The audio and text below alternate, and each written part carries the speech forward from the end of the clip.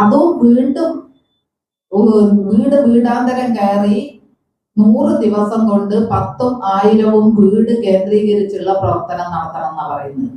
ഇങ്ങനെ ഈ വിഭാഗം തൊഴിലാളികളായി അംഗീകരിക്കാനോ തൊഴിലാളികൾക്ക് നൽകേണ്ടതായ ആനുകൂല്യം നൽകാനോ കേന്ദ്ര ഗവൺമെന്റ് ശ്രമിക്കാതിരിക്കുന്ന സമയത്ത്, തയ്യാറാകാതിരിക്കുന്ന സമയത്ത് ഇവരെ ശ്വാസം മുട്ടിച്ച് കൊല്ലുന്ന തരത്തിലുള്ള ഇടപെടലാണ് കേരളത്തിലെ ഇതിന്റെ ബന്ധപ്പെട്ട ഉദ്യോഗസ്ഥർ നടത്തിക്കൊണ്ടിരിക്കുന്നത്.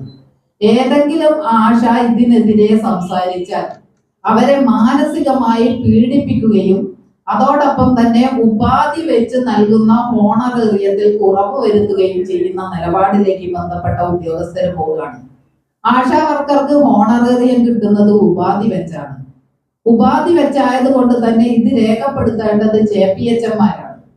JPHമാർ പറയുന്ന പണി ചെയ്തിട്ടില്ലെങ്കിൽ, അല്ലെങ്കിൽ അവർക്ക് ഇഷ്ടമില്ലാത്ത രീതിയിലുള്ള ഒരു ചോദ്യം ആശാ വർക്കറുടെ ഭാഗത്തുനിന്ന് വന്നു കഴിഞ്ഞാൽ അവരെ എത്രത്തോളം ഇടിച്ചു താഴ്ത്താമോ, എത്രത്തോളം അവരുടെ വേതനം കട്ട് ചെയ്യാമോ അതൊക്കെ ചെയ്തുകൊണ്ടിരിക്കുകയാണ്. എല്ലാ ഉദ്യോഗസ്ഥരും ഒരുപോലെ എന്ന് ഞങ്ങൾ പറയുന്നില്ല. ഞങ്ങളോട് നന്നായിട്ട് സഹകരിക്കുന്ന, ഞങ്ങളുടെ പ്രതിസന്ധികളിൽ ഞങ്ങളോട് ഈ വിഷയങ്ങളൊക്കെ പങ്കുവെച്ച് ഞങ്ങൾക്ക് ഒരു പ്രചോദനം, മുന്നോട്ട് പോകാൻ ഒരു പ്രചോദനം തരുന്ന JPHമാരും മെഡിക്കൽ ഓഫീസർമാരും ഒക്കെ ഉണ്ട്.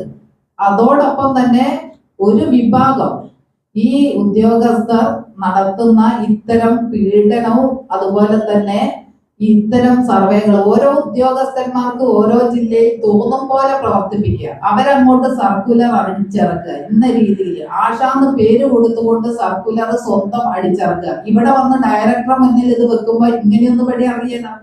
ആരോഗ്യ വകുപ്പ് മന്ത്രിയോട് ചോദിക്കുമ്പോൾ മന്ത്രിക്ക് ഇതിനെപ്പറ്റി അറിയണം. ഈ വിധത്തിലുള്ള ഒരു ഇടപെടലാണ് നടത്തുന്നത്. അതുകൊണ്ട് ഇത്തരത്തിലുള്ള ഒരു സർവേ ആയിട്ട് ഒരു തരത്തിലും മുന്നോട്ട് പോകാൻ വേണ്ടി പറ്റില്ല എന്നുള്ളത് തന്നെയാണ് ഞങ്ങളുടെ തീരുമാനം. 6-ാം തീയതി മുതൽ ഇതിന്റെ അടിസ്ഥാനത്തിൽ തന്നെ അനിശ്ചിതകാല സമരം ഞങ്ങൾ തീരുമാനിച്ചിട്ടുണ്ട്. DHSന് മുന്നിലാണ് സമരം.